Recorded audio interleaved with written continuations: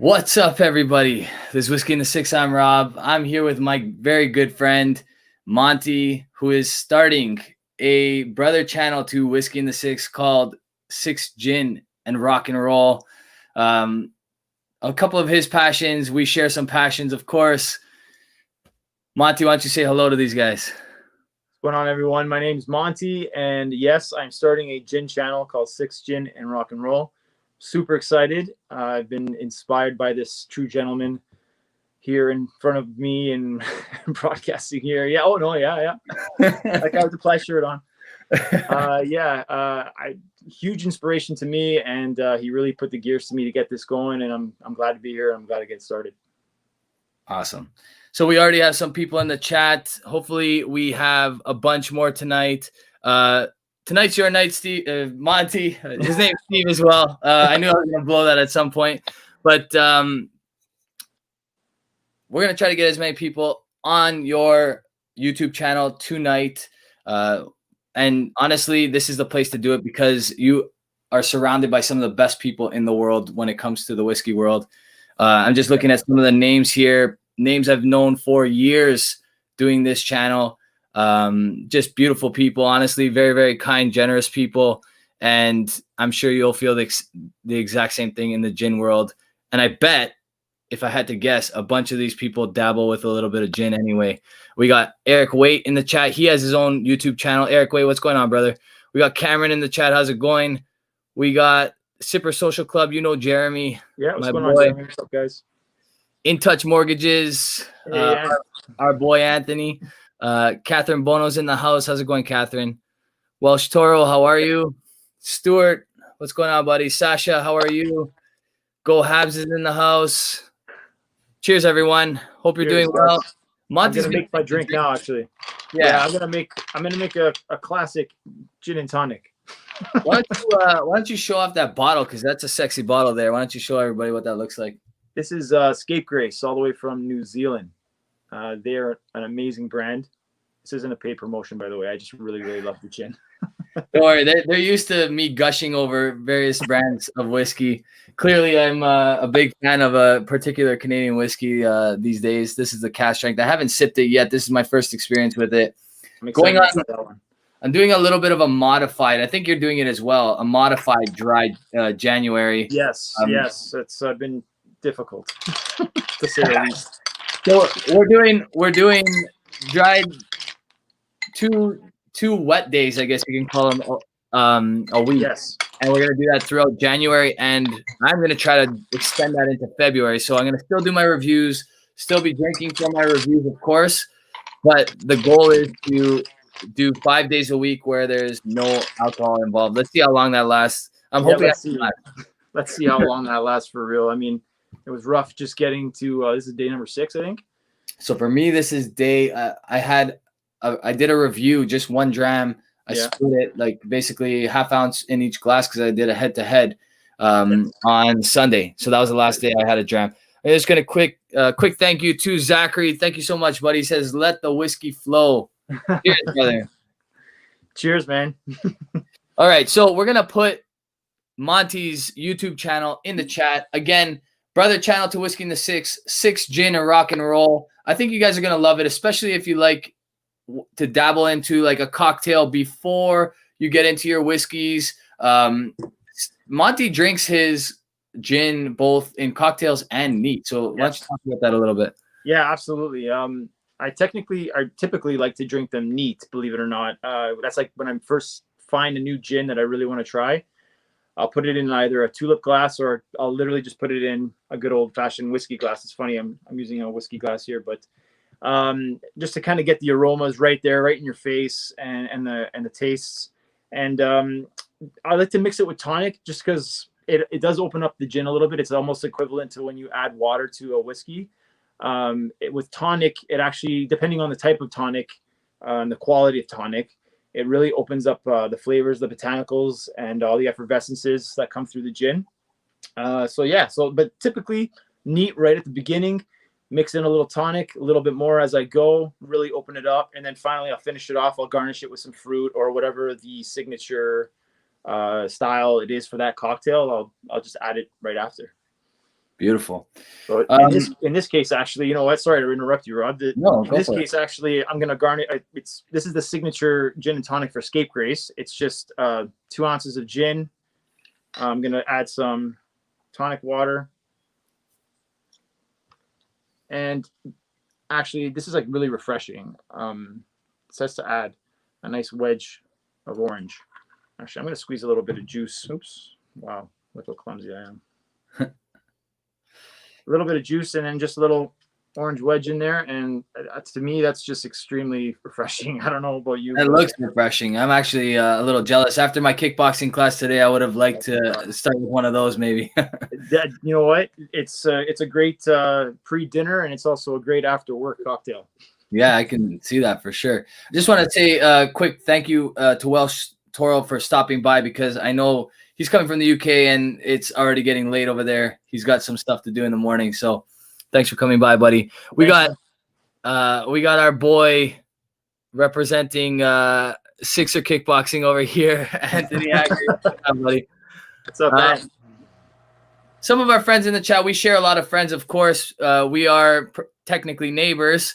I have a few questions for you tonight. No pressure. They're just basic everyday questions. And if you don't like the question, just say screw you, Rob, and let's go on to the next one. Okay. Yeah. Go for it. Shoot. Actually, you have a question in the chat. I'm going to read it to you real quick. Recommendations on good, smooth gin. So that's exactly what the channel is going to be about. Yep, absolutely. No spoiler alerts, but tomorrow is a big video coming out. This is going to be your debut video, right? Yes, it's going to be my top 5 gins that I'm drinking at the moment. Because the gin landscape is so vast and there's so many different types of distilleries actually putting out their own gins. There's craft gins, and there's the big guys.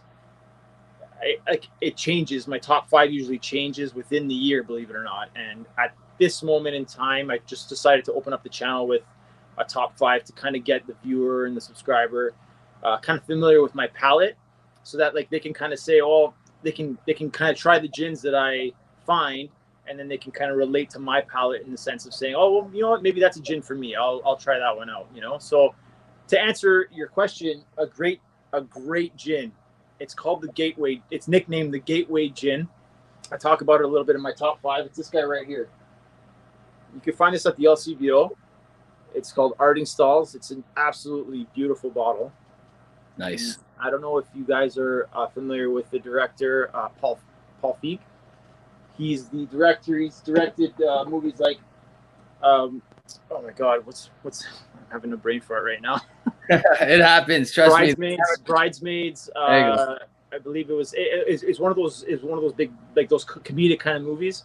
Mm-hmm. He started this gin because he really wanted a gin that kind of appealed to everyone, because gin kind of had a really bad reputation for kind of being like an old man drink, but it's really changed within the last 10 years, honestly.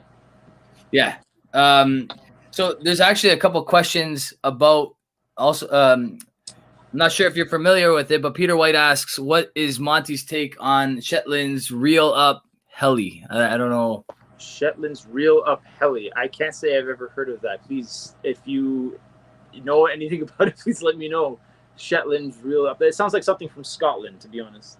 Yeah, it might be. Well, I think we've spoken about this before, but that's the national drink in Scotland. Yes, exactly. Yeah, so absolutely. It's kind of crazy. Yeah. You would think it would be Scotch, but Welsh Turtle saying, I drink gin neat these days. I felt for a long time I was spoiling it with too much tonic, and that the tonic had too much flavor. I think you would concur, right? So absolutely, no, and that's a great point. Like, there's a lot of tonics out there, and there's a lot of craft tonics that really focus on making the gin expression come out more. So you want to get a tonic, believe it or not, that's really, really neutral. And I say that is they're sticking closely to the original recipe for tonic water, so that really you're basically balancing out that gin, and you're really bringing those botanicals to the forefront, right? Like, you don't want a tonic, obviously, that's flavored. If you're trying to taste the actual gin, then you want to try a tonic that is very neutral, and then it's going to basically liven up the gin so that you can get those flavors coming through. Nice. So Zachary is saying that he's from Tennessee and he'll definitely give that one that you recommended a shot. Definitely. Peter White's saying that gin that he was talking about is 57% at the LCBO. So that's maybe something that you'd want to venture into, a cast strength gin. It's a Navy strength gin. That's amazing. Yeah. I would love to try a Navy strength gin. That's fantastic. And it was called Real Up Heli. Something, yeah, Real Up Heli, I think. That means Real Up Heli. You know, I gotta remember that one because, they're called usually a gin 57% and above. They're called Navy strength gins, and they're hard to find in Canada. Like in Canada, unfortunately, our laws are so strict as far as importing stuff, and we don't really get the great selection that the rest of the world gets, unfortunately. So a lot of questions coming in about what kind of gins you like and that sort of stuff. Here's a great solution, and Jeremy actually, before I read out all these suggestions, Jeremy actually just shared it. Everyone can subscribe to Monty's channel here. He posted the link. Thank you very much, Jeremy. I appreciate that. We're going to post the link as well in the description, but it's good for these guys to see it. Now, when you type in 6 gin and rock and roll, I'm going to type it so that people can actually see what this looks like. 6. Do you have a comma between your 6 and gin or no? So yeah, 6 comma gin, and then I usually just go and then rock, and right. It's kind of a long name. I know it's long, but it's cool. It plays it's on an awesome sex, drugs, and rock and roll. Sex, drugs, and rock and roll. 6 gin and rock and roll. It took me a while to figure that one out. Actually, I was like, okay, I get it. But you know what's funny? Like when I first started naming the channel, I was like, I want to do something with rock and roll. I'm like, oh man, sex, gin, and rock and roll sounds really cool. But then people are gonna start thinking it's a sex show with gin in the mix, and that's not really good. You probably would have got a lot of subscribers right off the hop. That's like that's easy street. And you put sex in the name of anything, it's easy street. So you're at 22 subscribers. Let's see if that can climb. I think what were we entering into tonight? I think 17. I think it was like 17. I'm grateful for every one of them, to be honest. Yeah, no, but the goal is let's get 100. Hopefully by tomorrow morning. Let's see what happens. That would be fantastic. So I've had the luxury of meeting you and a few others on our street, thanks to COVID lockdowns, essentially, because I mean, we probably would have crossed paths at some point this year, but it was like a friendship built in fast forward because of the amount of time that we were locked down and those types of things. For those of you that don't know, Monty does all the editing and the songs and the intro and the outro to my channel. So his editing chops are excellent, and you can expect a great show on his channel because he definitely knows his way around the computer much better than I do. That's for sure. I try my best. You know, I'm not exactly trained in it. I did a little bit of film when I was out of high school, but I try my best. I mean, I make do with the equipment that I have, I guess. So yeah, well, it's not as good as a lot of stuff on YouTube, but it's you know, to get to the next level, I guess. Yeah, absolutely. So question for you: how do you envision incorporating rock and roll into this channel? What is your goal with the rock and roll portion to this? Right. So rock and roll. Okay, I played in. Obviously, you guys can tell. You can probably see in my intro video.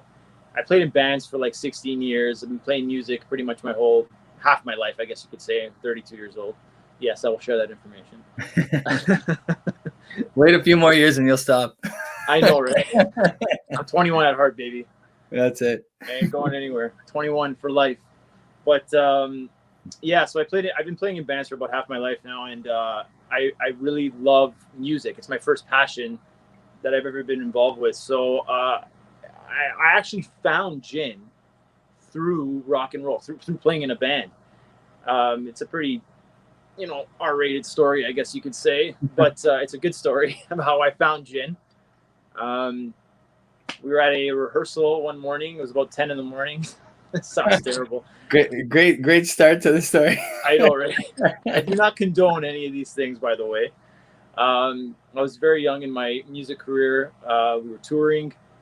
We had a street party to play, and we decided to rehearse early that morning. and my bass player had brought a bottle of Bombay gin to the rehearsal, and I said to him, "What are you doing? It's 10 in the morning." He's like, "Yeah, and it's 12 o'clock somewhere, whatever, right?"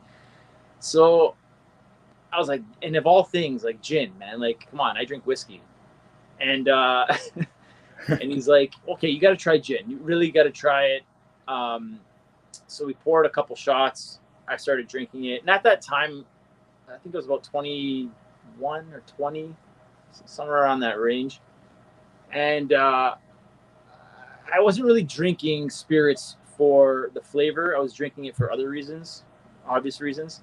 In your early 20s, I think we can all relate. Right. So we were all at that point in our life. And being in a band really highlighted that. Anyway, so we started pouring some gin. And I actually really enjoyed it. It was Bombay Sapphire.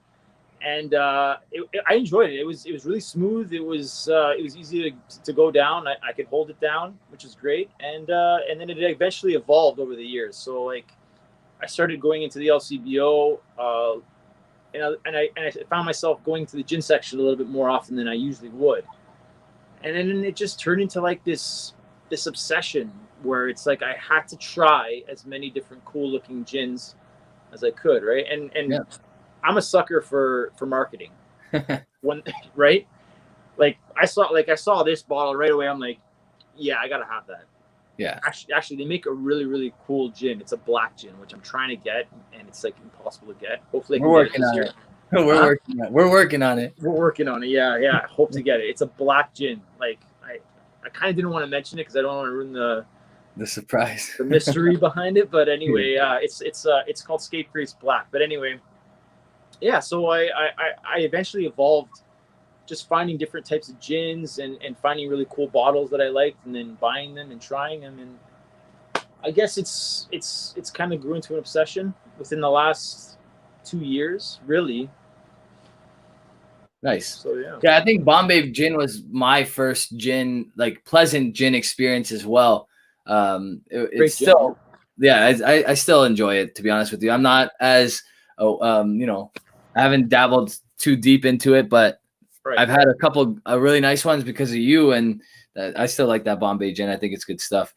Catherine Bono has a question for you. She's asking, what do you think of barrel-aged gins? Okay, yeah. So I was actually looking at one yesterday, and it's an Old Tom barrel-aged gin, oak. It's made in the States. I've had them before. They're, I think, a little bit out of my palate at the moment, only because it does take on a lot of the barrel flavors. So you're getting those flavors. It's almost similar to like what a whiskey would do. You would obviously know better than I would, but it's kind of, they're trying to kind of take that process and put it into a gin. My palate hasn't developed into that yet, but I eventually want to try this specific one. It's an Old Tom gin, which there's actually like a bunch of categories of different types of gins. As I mentioned before, there was the 57% one, which is a Navy strength. There's the Old Tom, the London Dry. There's your fruity gins. It's all over the map. But this one in specific, I really want to try it. It seems interesting. But the ones that I have tried, unfortunately, I haven't really enjoyed. Hopefully, I do find one that I do enjoy. Yeah, I'm sure it's going to add a different element of like spice, or you're going to get that barrel input, right? So it's going to change things. It's not what you're used to. So right. We'll see how deep they go with that, because I think it's a pretty, well, I don't know if it's a new thing, but it seems to be hitting shelves more often. So it is, yeah. And you're getting that really nice. You're not getting that typical clear color from the gin. You're getting that really nice amber color in the gin. And yeah, like I'm just wondering like what botanicals it would be on the master distiller's choice on how he would mix botanicals that would affect the influence from the barrel, right? Right. So I think once I find that right gin that's aged in that barrel, I think then yeah, I'd probably really enjoy it, right? Because I really enjoy barrel aged whiskeys and ryes and bourbons, right? So why not a gin? Right. Yeah, for sure. Well, okay, so that leads me to my next question. This is a whiskey channel. We're hoping Monty and I are hoping that there's a few other guys that have shown interest in opening up brother channels in the future, and we'll talk about that another day. But when you're not drinking gin, what are you drinking? What is your go-to drink? My go-to other than gin? Well, since you know, ever since meeting you, man, to be honest, Scotch. I'm not kidding. Like the ones you've shown me, I've especially fallen in love with the Glenallec's, the 10-year barrel aged. Those are some specific. Yeah. Yeah, the cast. Yeah. Oh yeah. Now that you've introduced me to the cast strength, the ABV is above, like burning point. Yeah. I can't. It's hard to go back, right? I mean, it really is. Yeah, and you're getting those flavors, right? And if it is a little bit harsh for me, like if there was a specific one that's a little bit too harsh, I do add a little bit of water. You know what? The flavors really come through, and so yeah, I guess I hope that answers your question. Yeah, it would be Scotch, whiskey, bourbon. Yep, right on. So Jolie Utz is asking from Sharp Inventory. I've been on the Malfi Blood Orange Gin lately. I know I highlighted this one because I knew that you like this one. Is that the Blood Orange right there? Yes, it is. Actually, I'm going to be doing an episode on the whole lineup. Nice. And I absolutely love Malfi Gin. Like all of them. All of them are amazing. I specifically like the grapefruit. Boodles. I just saw Boodles. Yeah, Boodles is really good. I had that at a house party once. Really good. Nice. Yes, the Malfi Gin lineup. I mentioned it in my video. They use a cooler distilling process when they're basically getting the botanicals and the flavors through into the gin. So what's happening is you're getting a really, really light, not sweet flavoring in the gin, right? It's not like syrupy or like too sweet where you're kind of like, okay, I've had enough of these. Right. Malfi really did a good job making that flavored gin easier to drink and to drink more of. So I find myself like really enjoying, like especially the grapefruit. I have it here somewhere. Yeah, it's back here. And then even the lemon. Oh my god, the lemon! You mix that with like a Sicilian lemonade. Fantastic. Okay, so there you go. So I actually have a question related to that. Since you brought up Sicilian lemonade, what's your favorite gin cocktail? And are you able to share the recipe? Oh yeah, absolutely. I mean, if anybody's watched any of the James Bond 007s, which I'm sure many of you have, it's got to be the Vesper Martini. Okay. Shaken, not stirred, obviously. So I'm definitely not familiar. Not to put you on the spot here, but how would you even go about making the Vespa Martini?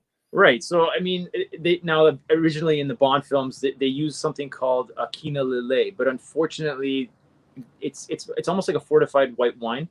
Okay. It's almost like a white wine port kind of thing. It's nice. It's fortified. They use it in the recipe originally, but they don't make it anymore. So what we use now is something called a Lillet Blanc, which is somewhat, it's very similar. It's just a different brand decided to make it. So usually it's it's one of those martinis that kicks you in the ass. You can only have like maybe one or two tops. And so you're looking at like, it's like almost 3 ounces of gin, 1 ounce of vodka, an ounce of Quina Lillet, and then you just shake it up in a shaker and then add like a nice slice or the rind of the lemon, like a little twist.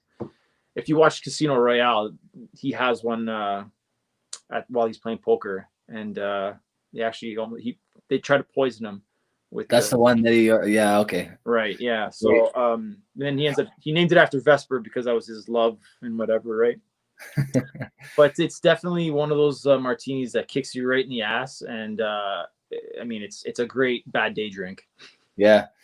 Am I mistaken in saying that a Negroni has gin in it? Absolutely, yeah.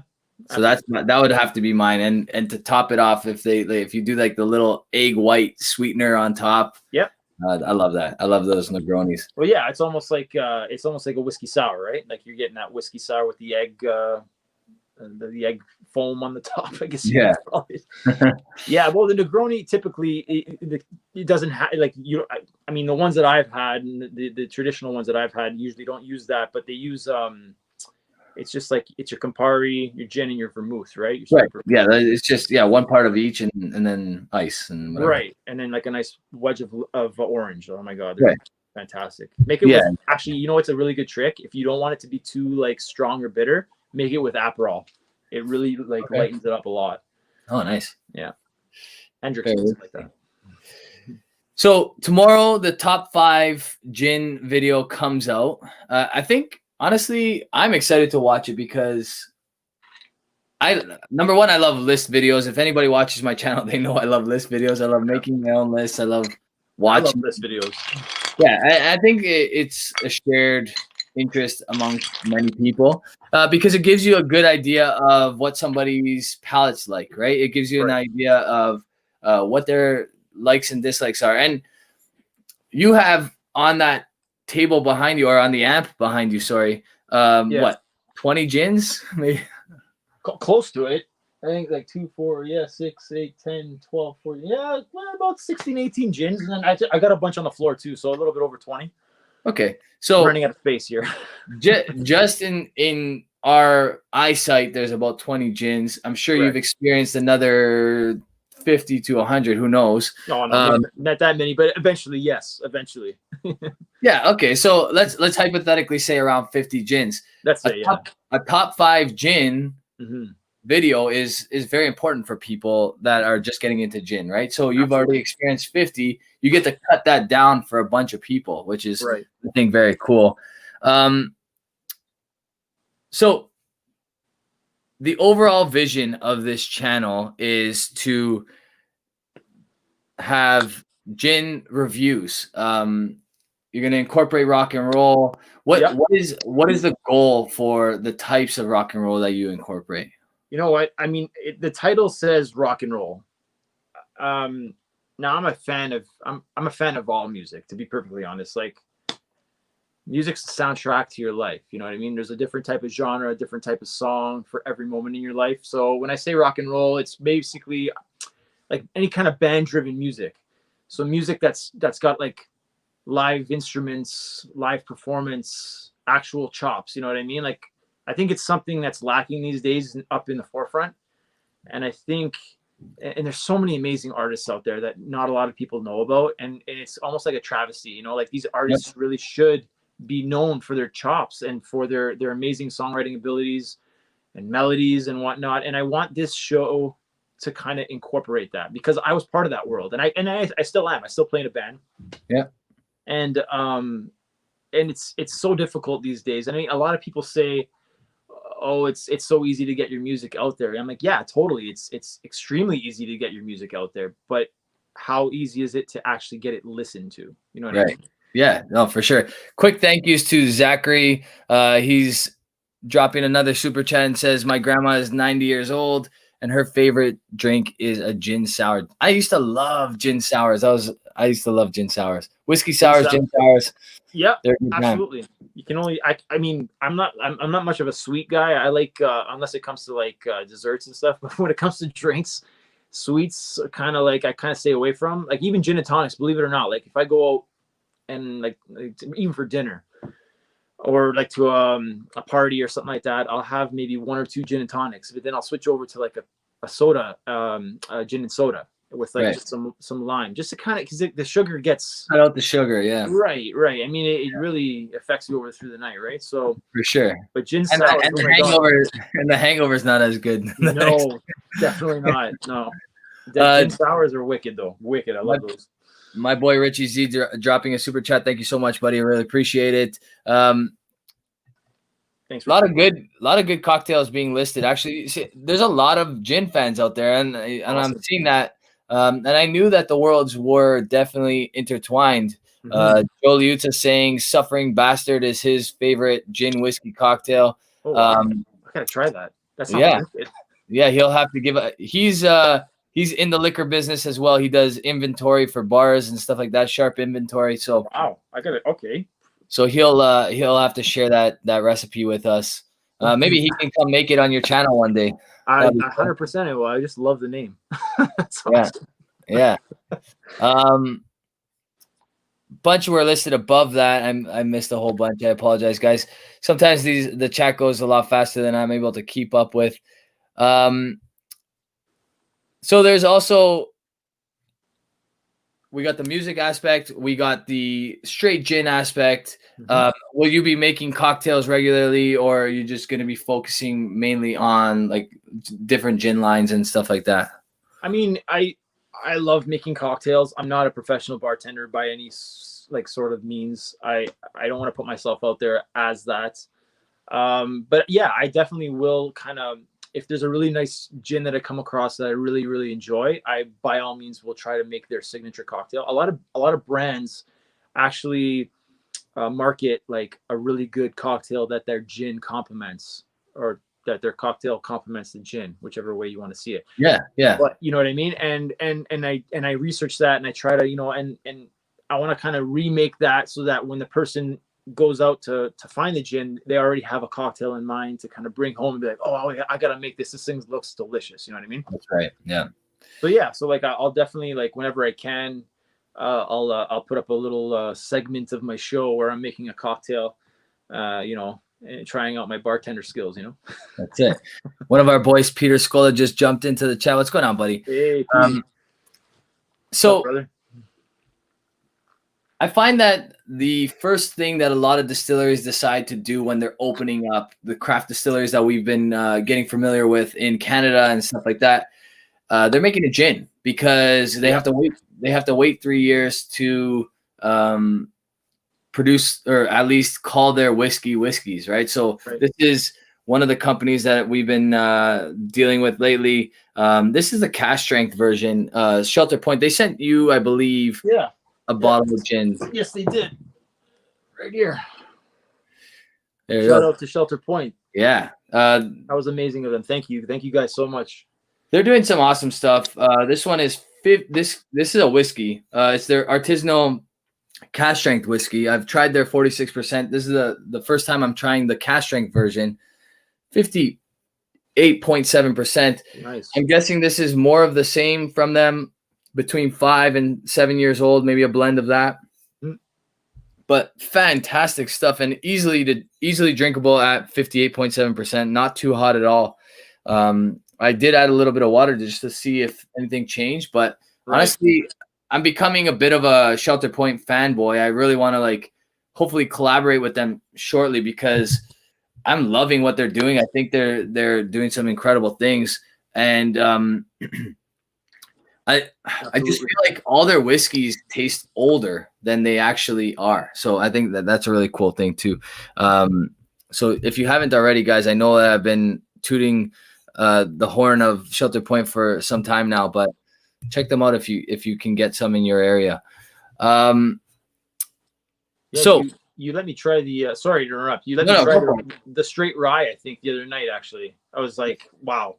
Yeah, that straight rye is mind blowing. Yeah. Now it's technically not their whiskey. I mean, it is based on legal standards. Right. They sourced that barrel from Alberta Premium, and then aged it for another 6 years. And I really think that that's what the difference is, because in Shelter Point on the island, I think a little bit more happens. The whiskey ages a little faster. So the 6 years versus the 5 years in Alberta on Shelter Point was exponential. I would call that probably closer to 10 years. So I want to call it like a year and 1.25 years per year in Shelter Point, because it never really gets too cold on Vancouver Island. So it's aging a little bit. I think you've taught me this, that it ages faster in higher temperatures, obviously, right? Yeah. So well, as far as we know, that's the general consensus. So right. Awesome. We need right now. I'm not sure what we're at on 6 gin and rock and roll, but we need, if you guys are following along tonight, the guy that is next to me, this way, that way. Hi. This guy, super good dude. And you guys are gonna find out very quickly how nice a guy he is. he plans to bring in a whole bunch of indie artists onto his channel. So you're going to get that entertainment value on his channel as well. You're going to get a whole bunch of different things, and you're going to see that he's just a genuinely cool dude. Please, if you haven't already, guys, there's 43 people in the chat right now. Jump on to 6 Gin and Rock and Roll. Hit the subscribe button because thanks, guys. Super cool guy. Thank you. Daniel, yes, I'm excited. Daniel Whittington just jumped in and said, I've had the exact same reaction to various shelter points. Honestly, if that's the Daniel, I think that's the Whiskey Vault Daniel. What's going on, brother? Nice to see you in the chat. I have watched some of their videos on Shelter Point, and honestly, it's mind-blowing stuff in my opinion. Like I'm just shocked that they're able to. I've given Shelter Point whiskeys to people blind, and they've mistaken it for 15, 18-year-old whiskeys, and they're actually like closer to 5 or 6 years old. So I think that's pretty cool. I'm dying to try one of Daniel's whiskeys. Hopefully soon I'll get that chance. Zachary with another super chat saying, play Rockabilly. Oh, right on. Rockabilly's awesome. So Rockabilly's cool. I gotta get that big upright bass though. That's what makes it official. And some hot rods in the background. Maybe Tim Armstrong to feature. That's awesome. So, Rockabilly's cool. Yeah, that's Daniel. What's going on, brother? Nice to see you, man. Actually, Steve, I don't know if you want to share, if we're ready to share, if we should share what the little spoilers that you've been putting, not little like Easter eggs, I guess we can call them, that you've been putting at the end of my videos of a rock song, an alternative rock song. Yep. Very, very grunge-esque, very 90s-esque. Yes. I don't know. Should we reveal what that's all about tonight? Or absolutely, man. Like totally. Like so when Rob and I met for the first time, it was a love story. No, I'm kidding. No, when we first met, he had told me that he sung in a few bands, and I was like, great. I actually write music, and I would love to write a song with you. And we wrote a song together. Rob had sent me a melody over like what do you call it, like a voice note. Yeah. And I uploaded it into my my Logic, and I literally wrote a song to his voice note, and it turned out amazing. And then COVID happened, and we couldn't finish the bloody thing. Yeah. So we're about halfway, I guess, halfway done. Yeah, I would say, you know what? Yeah, about halfway, because we got to do a bridge and a verse. I think we got left. Yeah, so we got a bridge and a verse. So we're actually probably like 2/3 done. 2/3 of the way, I think. Yeah, that's a good way to put it. Yeah. So, it should be coming out soon. Spoiler alert! I'm actually singing that song. It's a great song. I think it's gonna be. Well, I love what you did with it. I should just say that because I think you did with it. It was great, man. Honestly, I caught myself listening to it the other day. It came on my shuffle, and like I literally left it on. And usually when I leave something on, it means because I like it. So it's a good sign. Well, I'm looking forward to finishing that song with you. I'm definitely looking forward to this YouTube channel that you're gonna put out there, featuring different artists. I think Daniel actually dabbles a little bit with rock and roll, if I'm not mistaken. I'm not exact. I'm pretty sure. Yo, if you got stuff, if you got music, if you got stuff recorded, if you got video, photos, that goes for everybody. Like if there's any indie bands out there, any artists that really want to just get up on the podium, please send me your stuff. Like I have my emails on my channel in the about section. Just send me some stuff if I dig it and I feel like it's like cool. I mean, that's terrible to say. If I dig it, I'll definitely put it up on the channel, and we'll be in touch for sure. Yeah, man. Yeah, I'm gonna put what's Daniel saying over here? He said, I never thought Ampeg could look cooler, but I was wrong. Damn right. Right?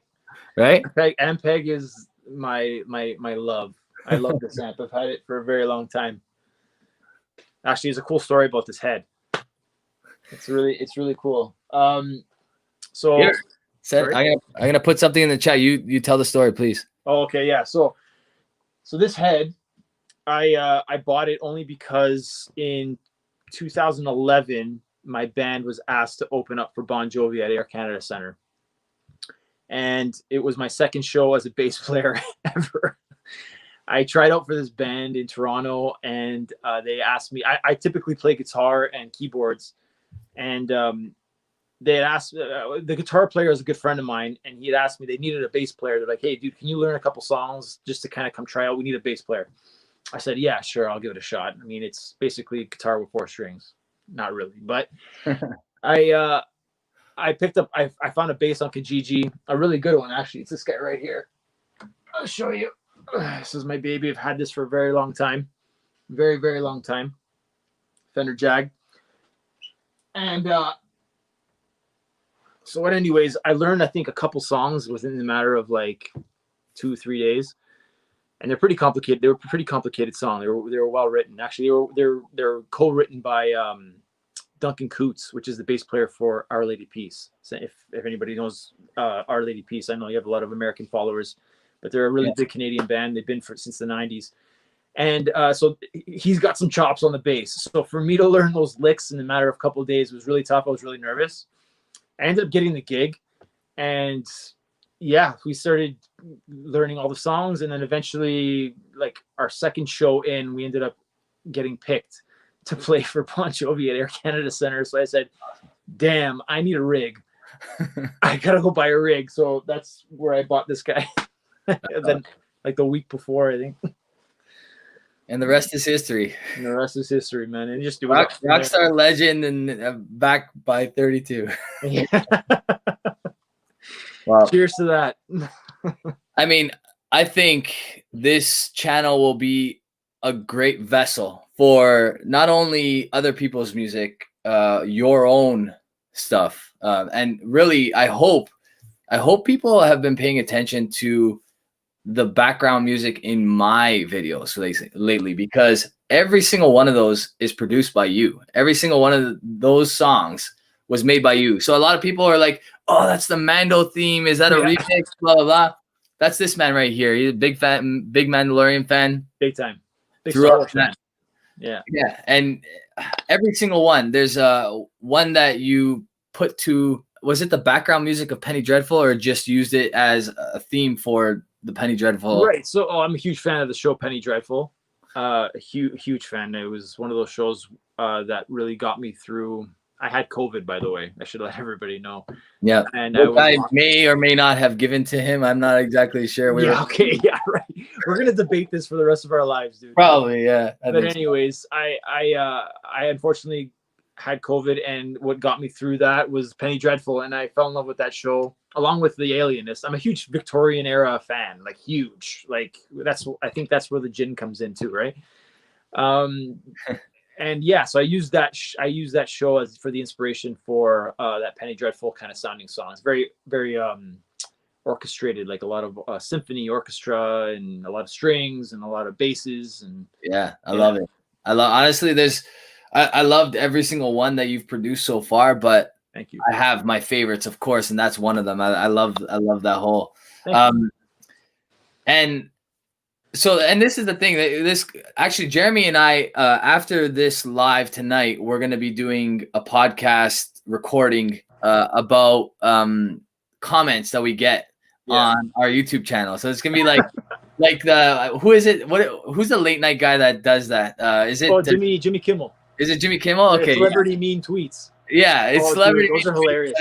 But it's gonna be Sipper Social Club and Whiskey in the 6th edition, where we're just gonna read off. And I think other YouTubers have done this before, to be honest with you. But we're just gonna, I think actually Rex and Daniel do this once in a while. Yeah. We'll read off like one like mean comment. Yeah.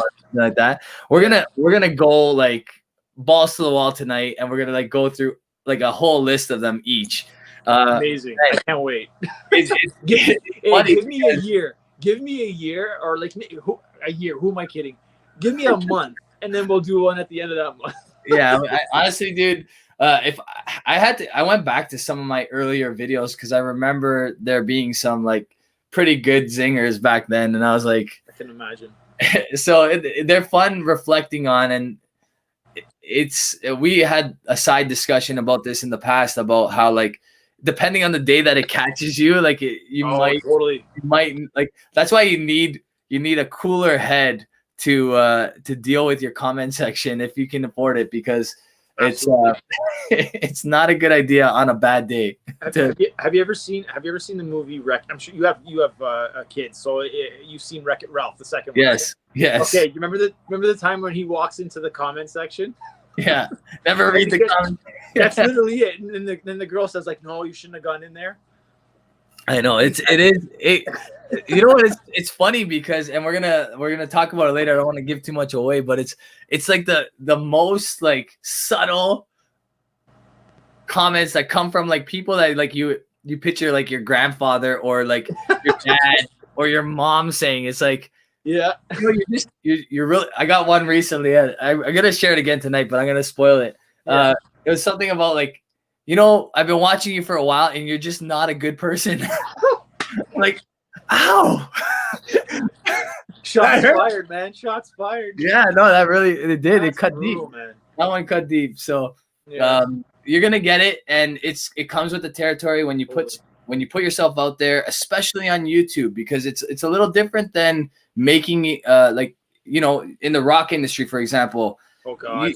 I'm sure if you go to the forums, but you have to seek them out. You go to the forums, you can read things that are negative about you. Forums but it's not you're not getting alerts on your phone, you know what I mean? Saying, "Hey, douchebag, like cut your hair," or something like that. Like or you're like literally like you finish playing a song and somebody says something like that. It's like correct. Well, I guess that can happen. Or you get a bottle thrown at you. That's never happened to me, thank God. But I've seen it happen, and it's terrible. I feel so bad when that shit happens. Yeah, that's pretty brutal. I've seen that happen before myself. Yeah. Richie Z jumping in with another super chat. Thanks so much, buddy. He's saying cheers again, Rob and Monty. Cheers, man. Thank you. So we're gonna end it off there. I think we've had about 50 at some point, and I'm hoping, if they haven't already, I'm hoping each one of these guys have gone over to your channel and hit that subscribe button. Hopefully, yeah.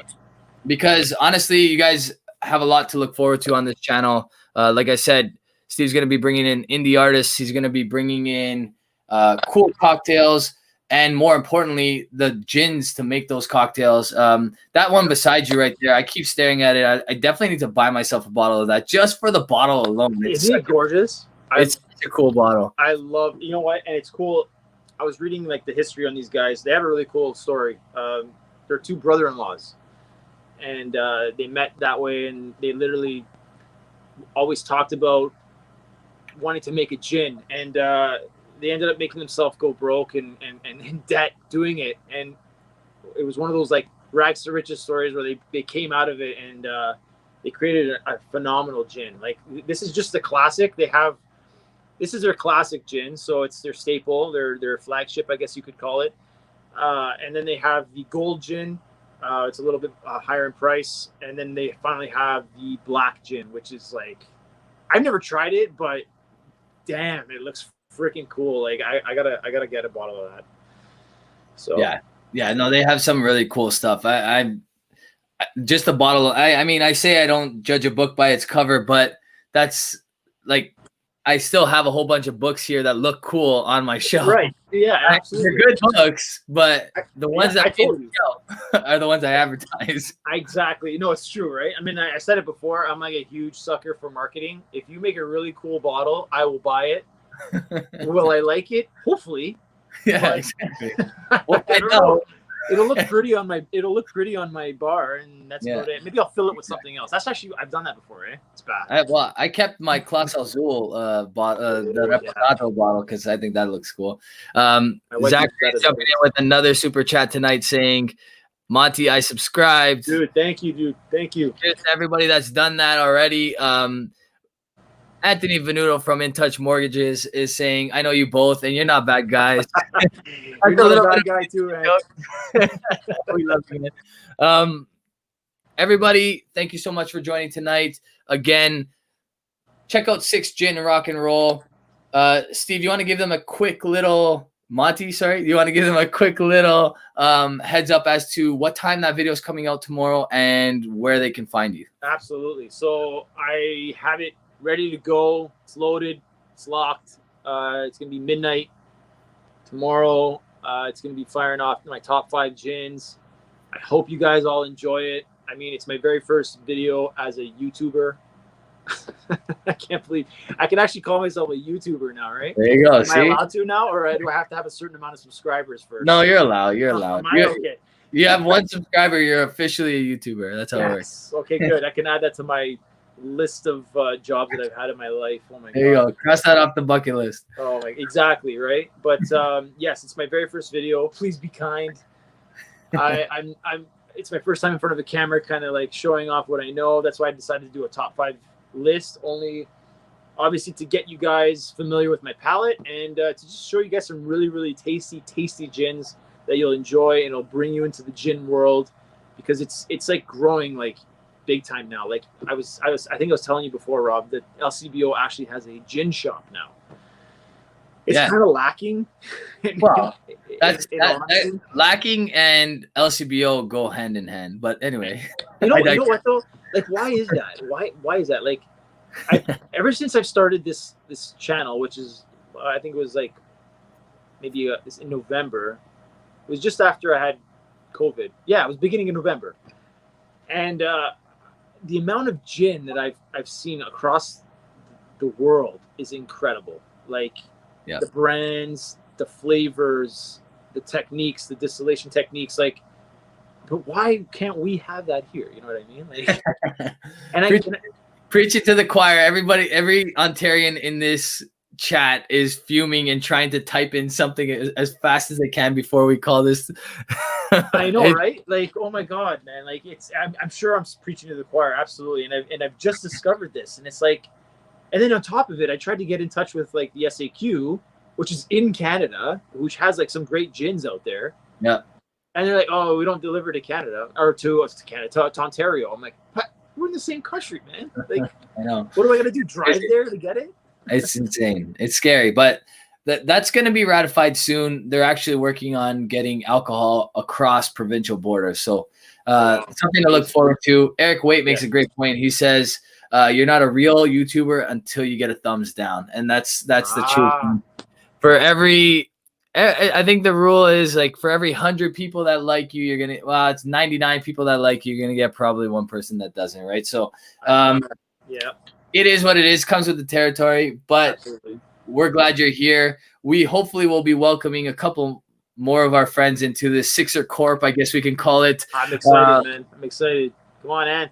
Acme, come on, let's go. Mine's in the 9 and Tequila in 6. That's what we're hoping for. So let's see what Acre and Menudo come up with. Other than that, Monty, thank you so much for joining me tonight. I appreciate it. I'm looking forward to your channel. I'm looking forward to working with you in various ways with the channel and my channel. And it's been a pleasure working with you so far on this channel. You've done incredible things.